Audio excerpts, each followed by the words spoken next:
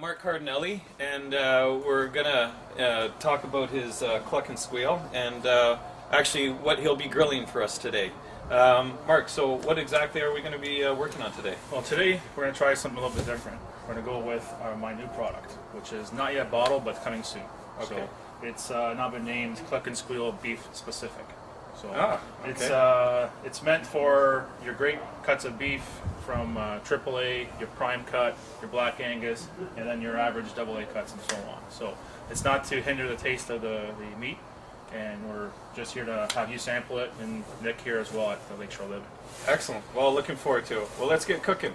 Okay. What I end up actually doing here right now is just applying the product. Since this is a black Angus, very well marbled, very tender piece of beef here. The marbling will, and the fat will push the spice basically off it when it's cooking. So I want to make sure I apply a generous coat to the steak. And being about an inch and a quarter thick, it can handle a good, basically, application of it. Just blocking the wind here.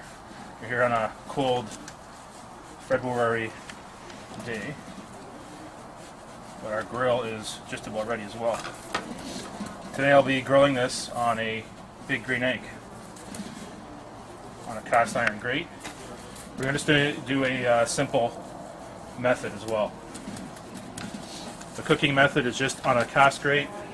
Going to go to our desired finish, our center of our steak.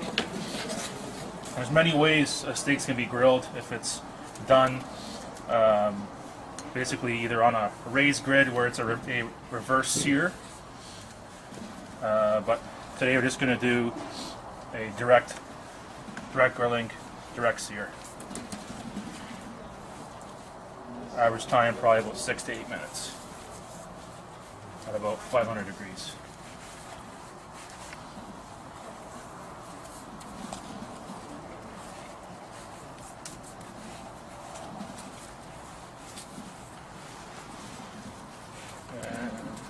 Done well. We're going to give the steaks about 5 to 10 minutes just for the flavors to penetrate, and we will be back. Now we got a fire that's 500 degrees, cast grate. It's all nice and hot, cleaned off with some oil. I'm going to sear up the steaks at roughly about 2-minute turns, approximately. This cooker, it's a Kamado style cooker. It's all ceramic walled. So you don't use as much charcoal as you normally would, like, say, different kettle style grills. Right now, if you see these, when you look at this top, basically you've got, everyone looks at it as a chimney, but it's actually a control. The more airflow that you open up from the top and from the bottom draft door, the fire will continue to get hotter. Okay, more oxygen fuels the coals. If I'm trying to steady the temperature, and once you understand how to maintain your temperature, a lot of times what plays a real effect to it is what kind of charcoal that you actually do have. Okay, so we have a Canadian charcoal called Maple Leaf. It burns very well, burns very hot as well, and we just crept up a little bit above 500, so I want to steady it. I just choke the air with the draft control, a little bit from the top, a little bit from the bottom, and the needle will steady. So we're about ready now to flip the steaks. So I just want to, this is called, a method's called burping the egg, where you let a little bit of oxygen inside so you don't have a flame up.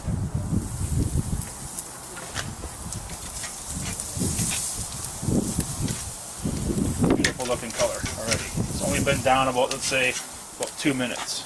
Okay, I'll close that back down again. And if you focus on the temperature gauge, it will get back to the same temperature. This guy just called a ThermaPen. My center is getting there. Not quite there. Steak on the left is done. It's 132 for my liking. That's basically your medium. Okay. And we're going to leave the steak. Let's let it rest here. Okay. Check this last steak here.